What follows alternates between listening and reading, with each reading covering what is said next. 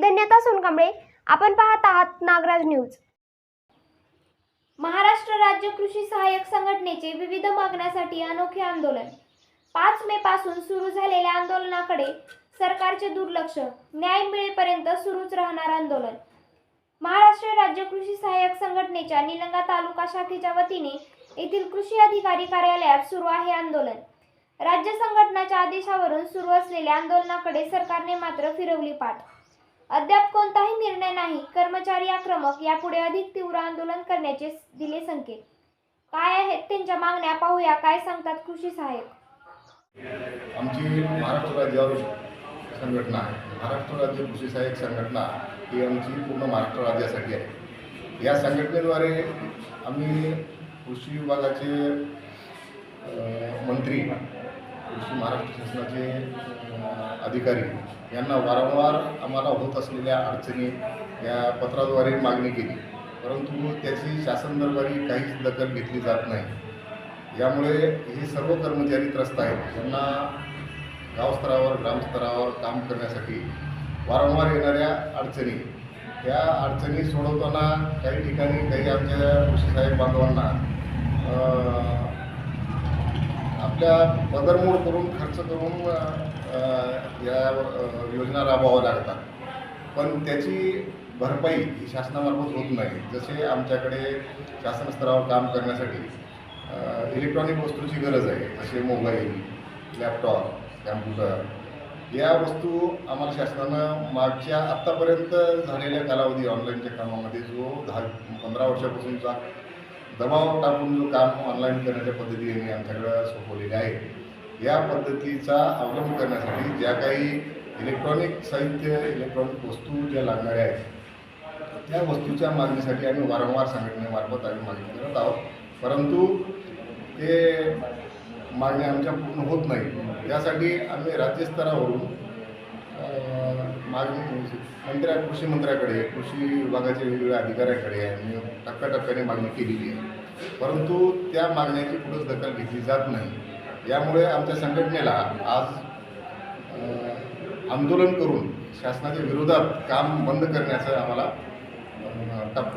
पाऊल उचलावं लागलेलं आहे. त्यामुळे आम्ही आज आंदोलन करत आहोत. यामध्ये पहिल्या टप्प्यामध्ये आम्ही या सध्या चालू असलेल्या आंदोलनाच्या पहिल्या टप्प्यात लक्षवेधी म्हणून आम्ही पहिल्या दिवशी काळ्या फिती लावून काम केलं. दुसऱ्या टप्प्यामध्ये कार्यालयीन जे व्हॉट्सअप ग्रुप आहेत, त्या व्हॉट्सअप ग्रुपमधून सर्वजण बाहेर गेले. म्हणजे कार्यालयीन कामकाज करण्यासाठी आमचे सगळ्याचे वैयक्तिक जे मोबाईल आहेत, मोबाईल नंबर आहेत, ते मोबाईल नंबर आम्ही आमचे सगळे शासनाच्या सोबत जोडल्या गेलेले आणि त्यावरून जे काही आदेश देणारे आहेत ते आदेश सगळे आम्हाला मोबाईलवरच भेटत आहेत, व्हॉट्सअपद्वारे, इलेक्ट्रॉनिकद्वारे भेटत आहेत. परंतु ते व्हॉट्सअपद्वारे वापर करत असताना आम्हाला बऱ्याच अडचणी येत आहेत आणि त्यासाठी लागणारा डेटा चार्ज, त्यासाठी लागणारा ऑपरेटिंग मनुष्यबळ हा आम्हाला करता येत नाही.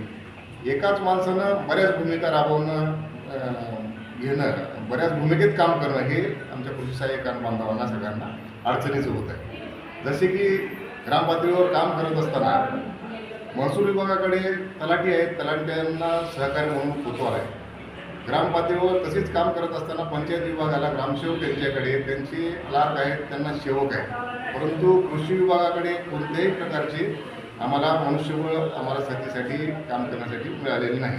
त्यासाठी आम्ही मनुष्यबळ आम्हाला सहाय्यक म्हणून मिळण्यासाठी आम्ही मागणी केलेली आहे. त्यासोबतच आम्हाला ऑपरेटिंग ऑनलाईनची कामं जी करायची आहेत, त्या ऑनलाईनची कामं करत असताना एखादा डेटा ऑपरेटर किंवा कॉम्प्युटर ऑपरेटर आम्हाला असणे आवश्यक आहे. त्या ठिकाणी आम्हाला देखील अडचणी येत आहेत, त्यामुळं आम्हाला ऑपरेटर मिळण्याची आमची मागणी आहे. तसेच त्यासाठी लागणारा डेटा खर्च जो आहे किंवा तो लागणारं साहित्य आहे ते देखील शासनानं आम्हाला पुरवलेलं नाही, ते देखील आम्हाला द्यायचं आहे, आमची मागणी आहे. त्यासोबतच आमचे नवीन भरती होत असते वेळेस कृषी विभागाचे नवीन कर्मचारी कृषी सेवक या पदावर नियुक्त केले जातात, परंतु त्याचा जो मानधनाचा भाग आहे, त्यांना जो मानधन दिल्या जात आहे शासनामार्फत, तो मानधन म्हणजे एकदम तुटपुंज आहे. त्यामध्ये त्यांचं उदरनिर्वाह म्हणजे एकटा माणूस देखील त्याची उपजीविका करू शकत नाही. त्यांचे जर कुटुंब असेल तर त्याची तर उपजीविका बिलकुल होत नाही. म्हणजे अशी वेळ येत आहे त्याच्यावर की एखादा कर्मचारी सेवक या पदावर काम करत आहे, कृषी सेवक या पदावर, तर त्याच्या कुटुंबातील अन्य व्यक्तींना इतर कामासाठी जावं लागत आहे. म्हणजे थोडक्यात मजुरीनं काम करण्याची वेळ येत आहे. त्यामुळे शासनानं त्या सेवक पदाचा हा मानधनाचा जरासा वाढ करण्याची मागणी केली. आता आमची या टप्प्याची आमची आजचं धरणे आंदोलन आम्ही केलेलं आहे. आत्तापर्यंतचा आमचा जो मागण्या होत्या, आम्ही मागण्या केलेल्या आहे, त्याची आत्तापर्यंत कुठं दखल घेतलेली नाही. त्यामध्ये आमच्या लक्षवेधीमध्ये 2 दिवस गेलेले आहेत. आता 3रा दिवस म्हणून आम्ही धरणे धरलेलं आहे. उद्या आमच्या 4थ्या टप्प्यामध्ये आम्ही काय करत आहोत, तर उद्या सर्वजण रजा देतो. म्हणजे शासनाला चांगली जाणीव झाली पाहिजे याच्यासाठी आम्ही देत आहोत.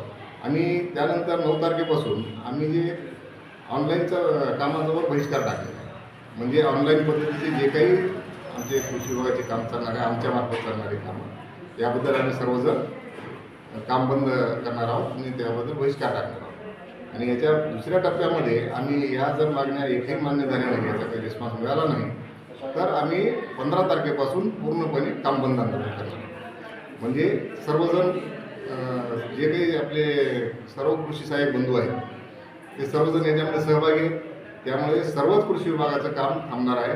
आणि यावेळेला कळून चुकेल की शासनाला आपलं काम थांबलं आहे आणि यांच्या मागण्याचा काहीतरी आपल्याला विचार करावा लागेल असं त्यांना. आमची संघटना तत्वतः मागण्या जे त्यांनी मान्यता देणार आहे, तत्वतः मान्यतेला आम्ही मान्यता घेणार नाही, आम्ही मंजुरी करणार आहे किंवा आम्ही स्वीकारणार नाही. त्यांनी आम्हाला कायम पुरवठा करावा. ह्या जी योजना आहे शेतकऱ्यांच्या, आमचं जो कार्य आहे तो शेतकऱ्यांच्या हितासाठी आहे. कायम 24 तास आमचं काम शेतकऱ्याच्या हितासाठी असते. त्यांच्या हितासाठी जे लागणारं साहित्य आहे आम्ही मागतो आहे. हे काय आमच्या वैयक्तिक काही कामासाठी आम्ही मागत नाही. यासाठी जो आम्ही देणार आहोत तो आम्ही पूर्ण झाल्याशिवाय हा लढा आम्ही बंद करणार नाही. आमच्या मागण्या पूर्ण झाल्याशिवाय आम्ही काही माघार घेणार नाही. आता हे आपली संघटना आहे, महाराष्ट्र राज्य कृषी सहाय्यक संघटना, राज्य लेवलची संघटना आहे. राज्य कार्यकारिणीचे जे काही पदाधिकारी असतील, जिल्हा कार्यकारिणीचे पदाधिकारी असतील आणि तालुका लेवलचे जे पदाधिकारी असतील, यांची एकत्रित बैठक घेऊन हा निर्णय घेण्यात येईल. तोपर्यंत आम्ही या गोष्टीतून माघार घेणार नाही. कारण शेती क्षेत्रामध्ये बदलत वाढत चाललेली आव्हानं आणि त्या आव्हानामध्ये कृषी सहाय्यकाला काम करणं, इतक्या तोकड्या सुविधेमध्ये काम करणं कृषी सहाय्यकाला खरेच अवघड चाललेलं आहे. आम्ही जे मागतोय ते फक्त शेतकऱ्यांच्या गतिमान सुविधेसाठी आम्ही या मागण्या करतोय. आम्हाला मदतनीस पाहिजे. आमची बरेच वर्षापासूनची पदनाम बदलाची मागणी आहे, ती मागणी पूर्ण झाली पाहिजे.